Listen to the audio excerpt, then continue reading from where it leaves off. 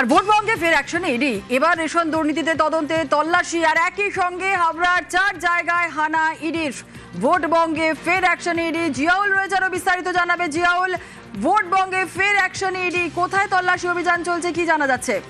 একদম দেখো, দ্বিতীয় দফা ভোটের আগেই ফের রেশন দুর্নীতি মামলায় তদন্তে কিন্তু সক্রিয় ইডি। শনিবার সাত সকালে হাবড়ার একেবারে 4 জায়গায় সেখানে কিন্তু ইডি তল্লাশি চলছে। জানা গেছে দক্ষিণ হাবড়া সুভাষ রোড এলাকা, সেখানে সাগর সাহার বাড়ি এবং গোডাউন পার্থ শাহ, রাজীব শাহ, তারা 2 ভাই, তাদের বাড়িতে, এবং সমীর চন্দ্র জয়গাছি নেতাজি রোড এলাকা, এই মোট 4 জায়গায় কিন্তু ইডি তল্লাশি চলছে। এবং সাত সকালে সেখানে পুরোপুরি কেন্দ্রীয় বাহিনীর জওয়ান সেখানে কিন্তু ঘিরে ফেলে, তারপরে এই ইডি তল্লাশি চলছে। কিন্তু কেন এই তল্লাশি এখন পর্যন্ত স্পষ্ট নয়।